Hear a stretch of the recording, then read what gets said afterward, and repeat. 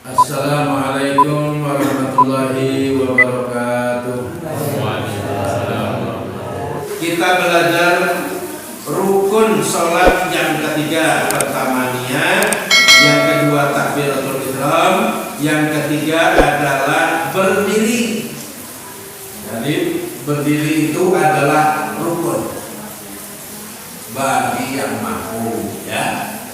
Bagi yang tidak mampu boleh sambil duduk, bahkan sambil berbaring, boleh. Allah Subhanahu wa taala berfirman, "Hafizu 'alas salawati was salatul wusta." Peliharalah oleh kalian salat fardu dan salat yang pertengahan atau salat asar. Wa qumu lillahi qanitin, dan berdirilah. Ya, qumu artinya berdirilah. Berdirilah di hadapan Allah qanitin, dengan rendah hati. Jadi kalau kita sholat, jangan bawaannya gagah. Jangan. Sholat ini sing rendah hati. Jangan bawaannya ini pamer di luar. Sholat khusyuk.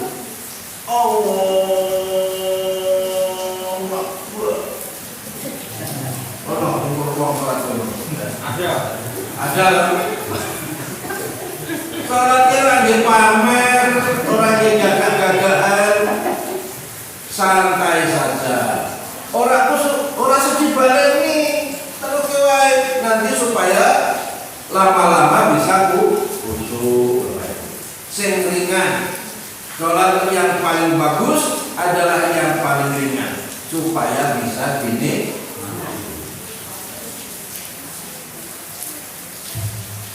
Berdirilah pada Allah qanitin, dengan rendah hati. Ini ayat Quran Bapak Ibu, bukan saya gawe-gawe, jarang-jarang bukan ya.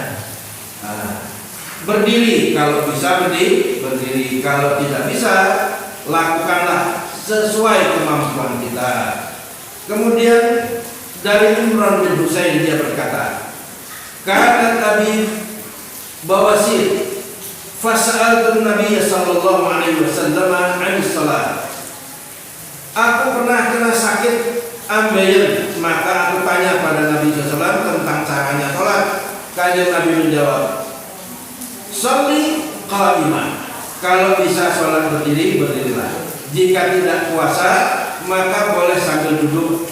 Dan jika tidak bisa sambil duduk, maka lakukanlah dengan berbaring. Hadis riwayat Bukhari. Berarti bagi orang yang uzur memang tidak bisa berdiri, pahalanya sama. Berdiri dengan duduk itu pahalanya sama, karena dia tidak bisa berdiri. Bahkan orang yang sedang sakit, dia sholat sambil berbaring itu pahalanya sama dengan orang sehat yang sholatnya sambil berdiri.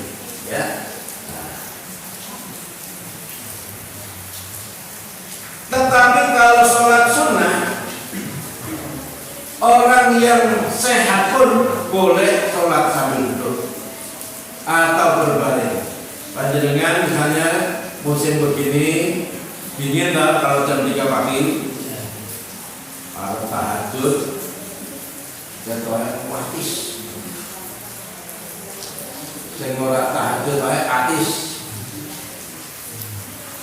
Nek atis terus iso mengkat ana yo pertama.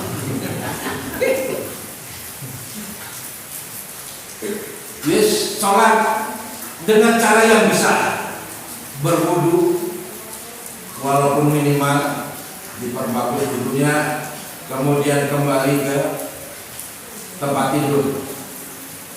Kalau tempat tidurnya sudah menghadap kiblat, maka boleh takbiratul ihram, gitu ya, sambil berbaring. Itu boleh, saya katakan boleh. Tapi yang afdal sholat sunnah ya berdiri menghadap kiblat. Kanjeng Nabi bilang, "Fi akmaki biqa'i baitika." Di dalam rumahmu yang paling tersembunyi. Gimana tahajud itu sifatnya begitu.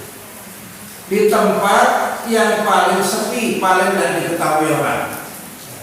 Sebab filsafat sholat tahajud itu bukan kayak sholat berjamaah ini ya, bukan kayak sholat fardu rame-rame. Kalau sholat tahajud itu private sifatnya, ya. Jadi shollu bil lail wan nasu niyam, kata Nabi. Salatlah engkau tahajud di malam hari pada saat orang lain sedang tidur. Baik Bapak Ibu yang dirahmati Allah, kita kembali kepada berdiri tadi, ya.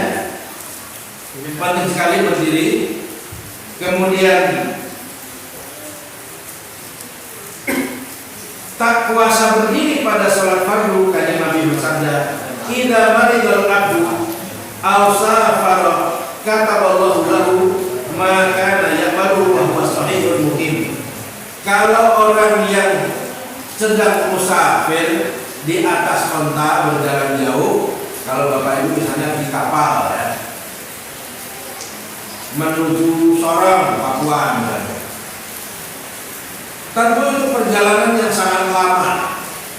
Semarang, Pontianak, itu cukup lama ini, ya. Panjenengan tidak bisa sholat tahajud, tidak bisa sholat sunnah, biasanya sholat sunnah. Nah, selama safari itu panjenengan dianggap tetap mendapatkan pahala sholat sunnah kalau sudah terbiasa. Tidak melakukannya karena tidak mungkin melakukannya, ya. Mengapa? Karena kapal itu sangat kotor. Kapal itu tempat orang mabuk, maksudnya mabuk laut. Tempat orang menumpahkan isi perut, gitu, ya. Nah, maka kapal itu kita ragu apakah di situ atau bersih. Ya baunya kayak gitu. Namanya kapal, ya.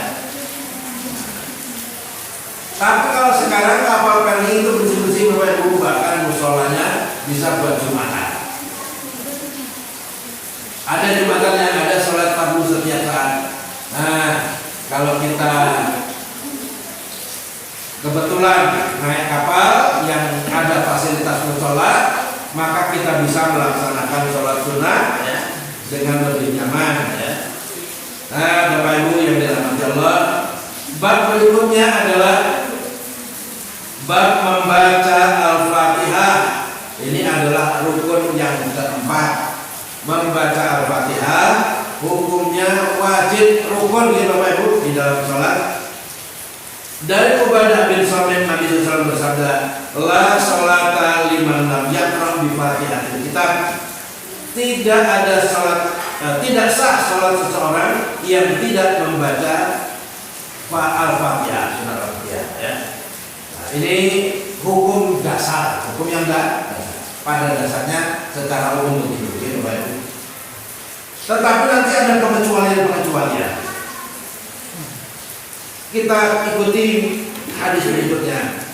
Man sholat sholatan lam yaqra fiha bi ummil Qur'an aw fi riwayatin bi Fatihah Kitab fa hiya khidajun ghairu tamam. Ada juga hadis yang mengatakan, siapa yang mengerjakan suatu sholat tanpa membaca Ummul Quran atau surat Al-Fatihah, maka sholatnya tidak sempurna. Orang benar namanya, orang benar kurang, gitu, ya. Nah, hadis riwayat Imam Ahmad, Imam Bukhari, dan Imam Muslim. Oleh sebab itu Bapak Ibu, kita bisa menghafal surat Al-Fatihah sejak kecil. Sejak kecil sudah dibiasakan. Maka kita perhatikan tuh anak-anak TPQ, ya, itu sudah belajar menghafal surat Al-Fatihah. Beda dengan orang dewasa. Orang dewasa tidak hanya hafal, tapi juga memahami maknanya. Itulah inti dari sholat, yaitu mengucapkan surat Al-Fatihah kepada Allah Subhanahu wa Ta'ala. Maka dia wajib dan rukun, ya.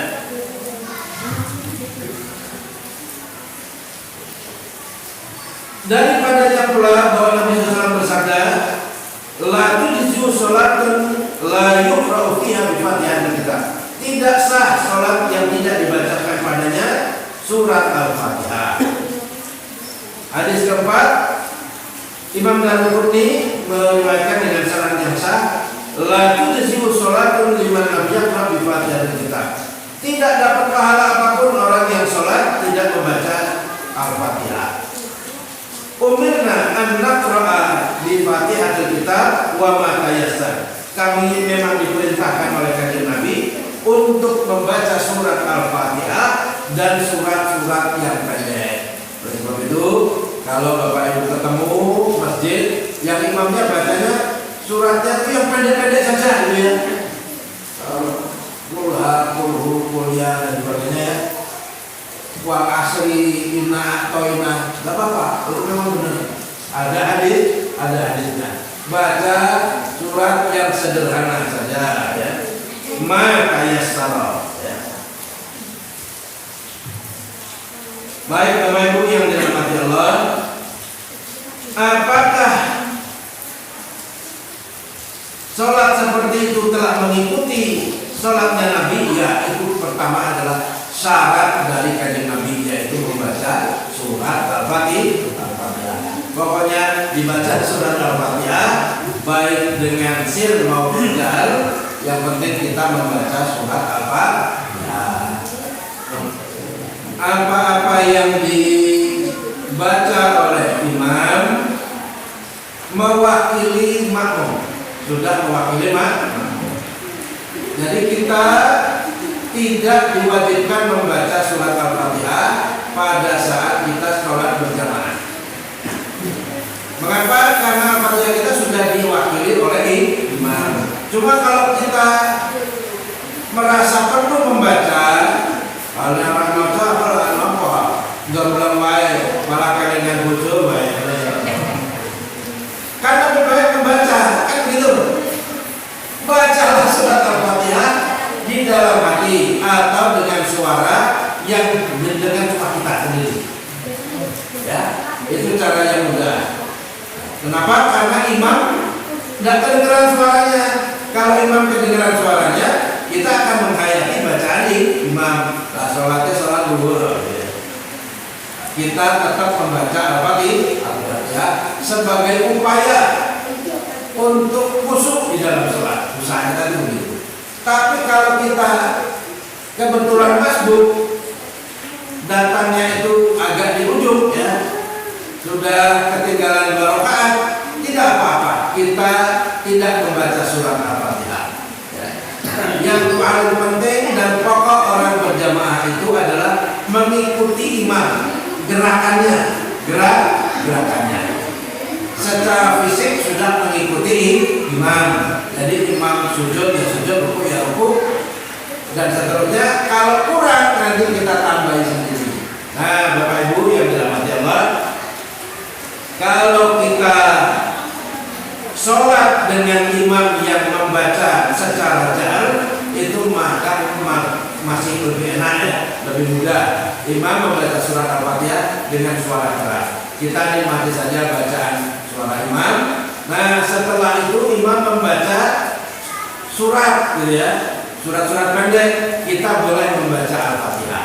Atau kita membaca Al-Fatihah mengikuti imam di belakang imam.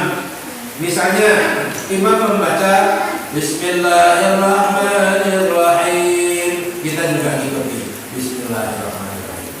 Alhamdulillahirabbil alamin. Kita juga setelah itu bilang Alhamdulillahirabbil alamin. Ar-Rahmanirrahim. Ar-Rahmanirrahim. Kita mengulangi bacaan imam. Itu juga sangat baik. Atau setelah imam selesai semua, terus kita membaca surat Al-Fatihah. Nah, ini penting sekali Bapak Ibu, supaya kita sholat kita ini menjadi khusyuk dan kewajiban membaca surat Al-Fatihah itu tetap bisa terpenuhi. Itu ya Pak. Demikian Bapak Ibu, semoga bermanfaat. Terima